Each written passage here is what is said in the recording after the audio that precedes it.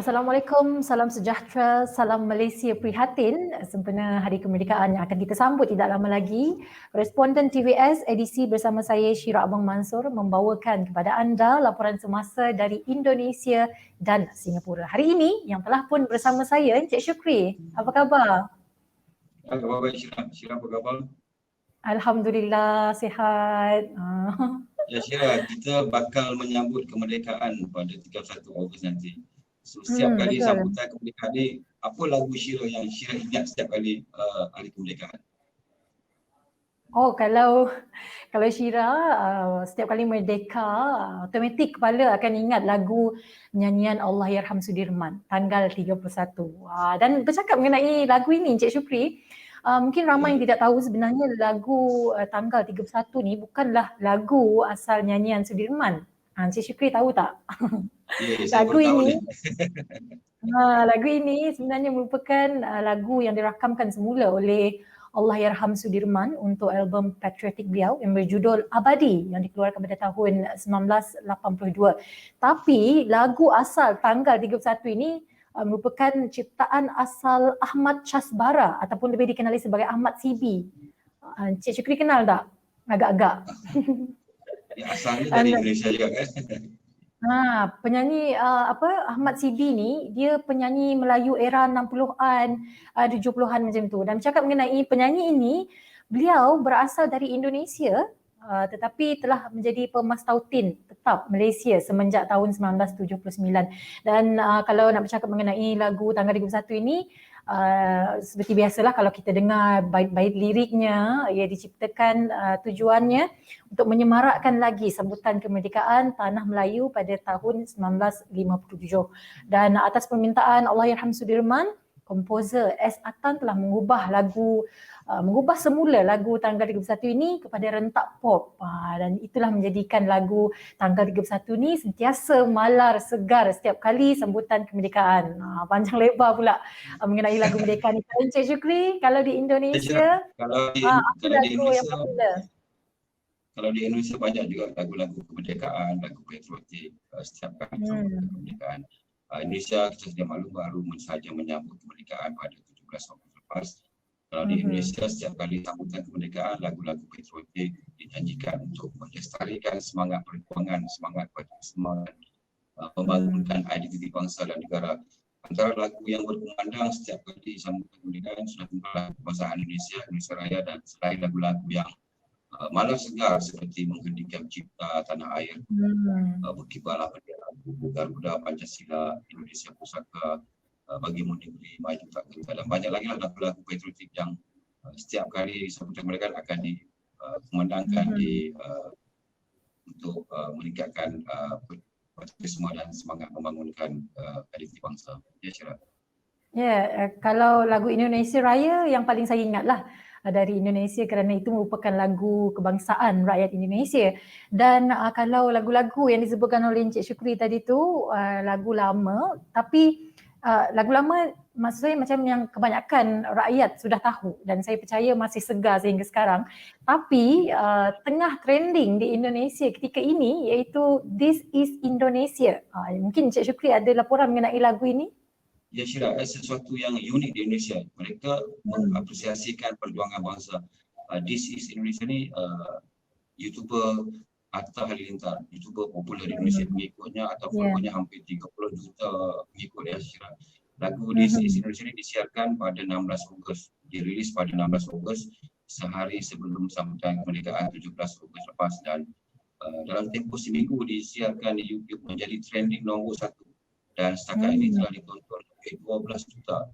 Lagu ini nyanyian Atta Halilintar berkolaborasi dengan Aurel Hermansyah dan juga penyanyi terkenal Indonesia Krisdayanti. Syira, yang membanggakan ialah pengkarya di Indonesia termasuk YouTuber sentiasa menghasilkan karya-karya yang menurut saya bermutu menzahirkan kecintaan mereka kepada negara, juga tidak secara langsung mempromosikan negara mereka. Kalau kita lihat video ini, This is Indonesia sedari dengan isu ketika ini, ketika pandemik, untuk kita tetap semangat, tetap sabar. Dan lagu ini bukan saja trending nombor 1 di Malaysia, tapi juga trending di beberapa negara. Di kedudukan pertama di Hong Kong, trending nombor 5 di Singapura, trending nombor 7 di Taiwan, dan juga trending tempat ke-9 di Malaysia. Wow, tempat ke-9 di Malaysia, dan sebenarnya lagu-lagu popular Indonesia juga memang popular, kebanyakan memang popular di Malaysia, saling support begitu ya. Ya, ya, ya. Baik Encik Syukri, kita tolak tepi dahulu cerita mengenai lagu kemerdekaan dan sebagainya. Seperti biasa kita nak tahu perkembangan COVID-19 di Indonesia daripada Encik Syukri, silakan. Ya, kira kes positif COVID-19 di Indonesia telah melepasi angka 4 juta kes dengan jumlah keseluruhan kematian kini lebih 132 orang.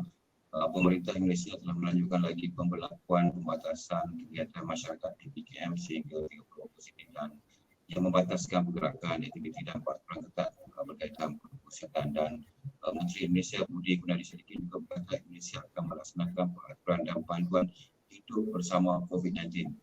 Beberapa aspek peraturan protokol kesihatan yang lebih teratur dan lengkap akan digariskan bagi membolehkan semua aktiviti sosial ekonomi, pendidikan, kegiatan agama dan sebagainya dapat beroperasi dalam tempoh dekat Malaysia.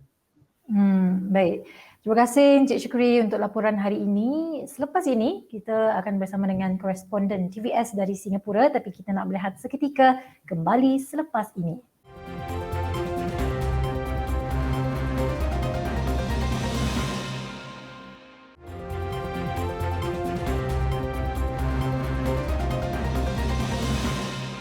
Bertemu kembali dalam koresponden TVS bersama Syira Abang Mansur dan Puan Masita, koresponden TVS dari Singapura, di mana hari ini katanya beliau akan melaporkan mengenai kelahiran anak beruang panda gergasi di Singapura pada 14 Ogos lepas.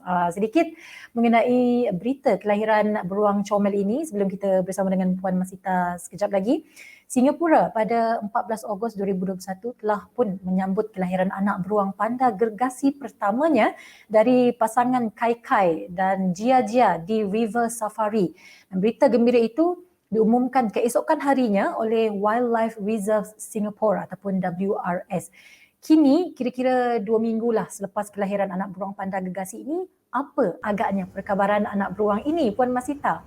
Terima kasih Syira. Ya, saya mulakan sedikit latar belakang ya. Pasangan Kai Kai dan Jia Jia ini diserahkan kepada Singapura pada 6 September 2012 sebagai usaha pemeliharaan panda gergasi. Sejak itu Singapura menantikan kelahiran anak beruang dari pasangan inilah. Nama pasangan beruang itu terkenal dengan keengganannya untuk mengawan. Memetik timbalan Ketua Eksekutif merangkap Ketua Pegawai Sains Hayat WRS Dr. Cheng. Pada April lalu, Kai Kai 13 tahun dan Jia Jia 12 tahun mula menunjukkan tanda-tanda ingin mengawan, menandakan musim mengawan ketujuh buat mereka. WRS bekerjasama dengan Pusat Pemeliharaan dan Penyelidikan China untuk panda raksasa atau ringkasnya CCRCGP untuk memulakan pelan pembiakan pada tahun inilah dengan penekanan pada proses pengawanan semula jadi menggunakan bantuan teknologi pembiakan sebagai rancangan sokongan jika perlu.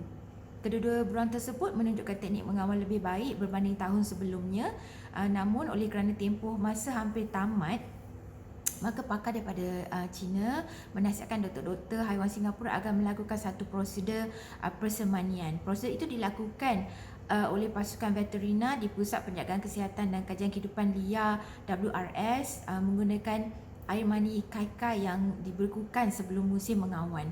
Pada Julai, imbasan ultrasound menunjukkan tanda-tanda Jia Jia sudah hamil. Tempoh bunting bagi beruang panda adalah 95 hingga 160 hari. Dr. Chen berkata kehamilan dan kelahiran anak pertama Jia Jia ini adalah kemajuan penting bagi mereka dalam menjaga spesies yang terancam ini di Singapura. Beliau menekankan adalah hasil penjagaan haiwan yang baik dibantu dengan sains pembiakan dan ketekunan pihak kaki tangan disokong dengan nasihat berharga dari pakar panda dari China lah. Kerja-kerja kini diteruskan dengan memberi sokongan kepada ibu bapa ibu pertama kali itu untuk membesarkan anaknya yang baru lahir. Kalau 95 sehingga ke 160 hari itu kita boleh cakap bersamaan dengan kira-kira 3 bulan lebih lah macam tu Puan. Jadi adakah baby beruang ini sudah dinamakan dan apa jantinanya? Ya, jantina anak panda seberat 200 gram ini belum dapat dipastikan namun akan diumumkan kelak. Dr. Chen berkata mereka sedang berhubung dengan rakan sekerja di China bagi menamakan anak beruang panda itu. Pasukannya akan mengikuti tradisi China dan akan memberikan nama sebelum ia berusia 100 hari. WRS merancang untuk melibatkan masyarakat umum lah dalam memberi nama kepada anak beruang panda itu dengan kemaskininya akan didedahkan dalam 2 minggu akan datang. Berkaitan jantina, oleh kerana dia asyik bersama anaknya setiap masa, maka para penjaga memutuskan untuk membiarkan mereka bersama sebanyak mungkin. Ini bermakna pasukan penjaga belum dapat memeriksa dengan teliti anak beruang panda yang baru lahir itu dan mahupun untuk menentukan jantinanya. Dr. Cheng berkata mungkin dalam 4 atau 6 minggu lagi mereka akan melakukan pemeriksaan menyeluruh dan akan mengumumkan jantina anak beruang itulah dan mengongsikan kepada semua. Baik, perancangan untuk anak beruang ini pula, adakah anak beruang ini akan kekal ditempatkan di Singapura, menjadi warga negara Singapura kerana lahir pun sudah di Singapura ataupun perlu dikembalikan ke tempat asal mereka iaitu di China? Ya Syira, menurut WRS, anak beruang panda gergasi Singapura yang baru dilahirkan itu akan dipulangkan semula ke China apabila ia sampai usia matang dalam sekitar 2 tahun. Selepas itu, ia akan menyertai beruang-beruang lain lah untuk beruang panda yang lain menjalani program pembiakan di masa hadapan. Menurut WRS, anak beruang panda gergasi dianggap sebagai sudah matang ketika mencecah 2 tahun dan kemudian akan meninggalkan ibu mereka. Oleh itu, cahaya mata Jia-Jia dan Kia-Kia akan disertakan dalam program pembiakan di China. Dr. Cheng berkata Singapura tidak mempunyai kemudahan tambahan untuk menempatkan satu lagi anak beruang panda gergasi. Maka itu akan terdapat kekurangan tempat tinggal apabila anak mereka sampai pada usia matang kelak. Sekian saja laporan saya untuk minggu ini. Terima kasih. Baik, terima kasih Puan Masita untuk perkongsian yang sangat comel hari ini iaitu berkenaan kelahiran pertama anak beruang panda gergasi di Singapura. Tahniah kita ucapkan, semoga usaha untuk memelihara haiwan terancam ini membuahkan hasil. Baiklah, perkongsian untuk koresponden TVS berakhir di sini. Jumpa lagi di episod seterusnya nanti bersama saya Syira Abang Mansur. Jaga diri Malaysia.